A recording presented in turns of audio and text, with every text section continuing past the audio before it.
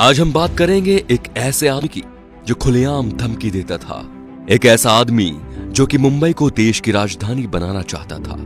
एक ऐसे आदमी की जिसके दरबार में विरोधी भी हाजिरी लगाने आते थे। इनका नाम था बाला साहेब ठाकरे। चांदी के सिंहासन पर बैठने के शौकीन बाल ठाकरे खुलेआम धमकी देते थे। ये बात है सन 1990 के आसपास की। कश्मीर में इस्लामी आतंकवाद चरम पर था। कश्मीरी पंडितों को भगाया जा रहा था। अमरनाथ यात्रा चल रही थी। आतंकवादियों ने यात्रा बंद करने की धमकी दे दी और कहा जो भी अमरनाथ यात्रा आएगा वो वापस नहीं जाएगा। तब बाल ठाकरे ने एक बयान दिया कि हज के लिए जाने वाली 99% फ्लाइट्स मुंबई एयरपोर्ट से जाती हैं।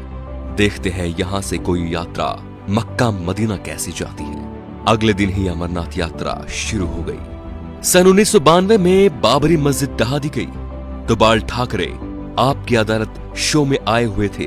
जब उनसे कहा गया कि सुना है ये काम शिव सैनिकों ने किया है, तो वे बोले यदि ये काम शिव सैनिकों ने किया है तो ये गर्व की बात है।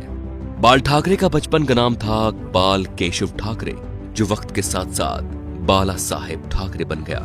1980 के दशक में बाला साहेब ठाकरे ने मुसलमानों के बारे में कहा कि ये कैंसर की तरह फैल रहे हैं और देश को इनसे बचना चाहिए।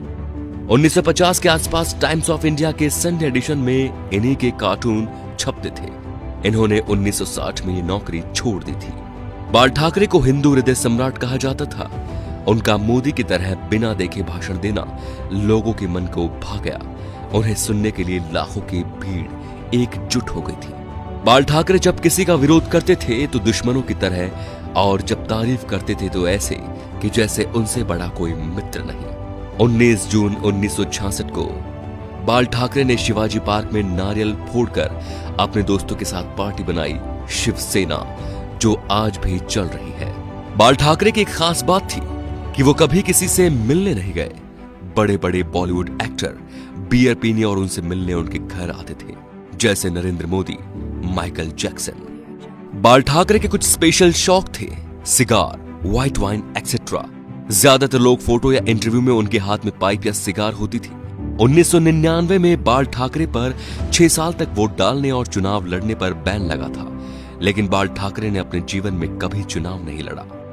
अपनी मौत से 2 महीने पहले ठाकरे का एक बयान आया कि आर्मी मेरे हवाले कर दो, मैं देश को 1 महीने में ठीक कर दूंगा। 17 नवंबर 1912 बाल ठाकरे का निधन हो गया। इस दिन मुंबई बंद था। अंतिम यात्रा में 5 लाख लोग शामिल हुए। थोड़ी थोड़ी देर बाद एक आवाज उठती है, बाला साहेब। लाखों लोग चिल्लाते रहे, अमर रहे। बाल ठाकरे ना तो मुख्यमंत्री थे और न सांसद, फिर भी उन्हें मरने के बाद 21 तोपों की सलामी दी गई, जो राष्ट्रपति प्रधानमंत्री को मिलती है। ये रुतबा था बाला साहेब ठाकरे का। तो दोस्तों, ऐसे शेर दिल हिंदू सम्राट के लिए वीडियो को शेयर जरूर कीजिए और उनकी महानता को फैलाइए, ताकि आज जो शिव सैनिक या हिंदू उनके सिद्धांतों को भूल चुके हैं, उनके हिंदुत्व की रक्षा का संकल्प याद दिलाएं। जय श्री राम दोस्तों।